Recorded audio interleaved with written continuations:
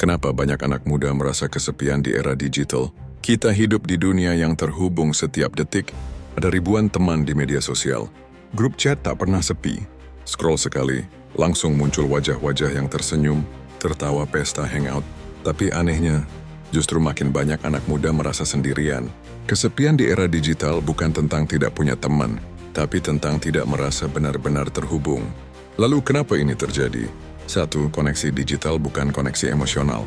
Percakapan via chat, like, atau emoji tidak bisa menggantikan pelukan, tatapan mata, atau waktu bersama.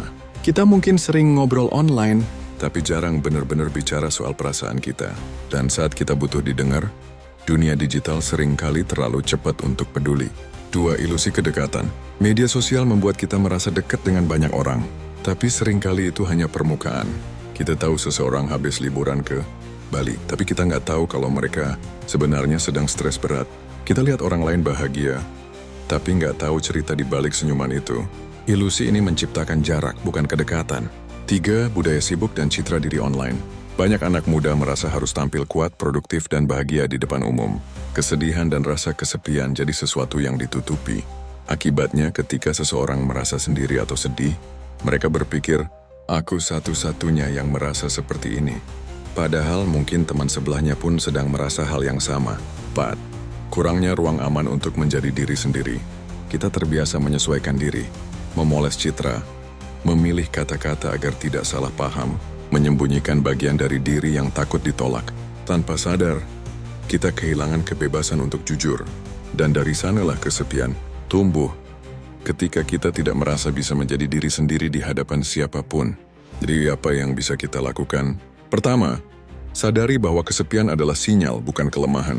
Itu tanda bahwa kita butuh koneksi yang lebih dalam, lebih nyata. Kedua, beranikan diri untuk membuka percakapan yang lebih jujur. Tanya temanmu, kamu beneran gak apa-apa? Ceritakan juga apa yang kamu rasakan. Walau sedikit, koneksi yang tulus tidak selalu datang dari banyaknya teman, tapi dari 1-2 orang yang benar-benar hadir. Ketiga, luangkan waktu untuk interaksi di dunia nyata. Bukan berarti harus keluar setiap hari, tapi cobalah berbicara tanpa layar, lebih pelan, lebih dalam. Keempat, perlambat.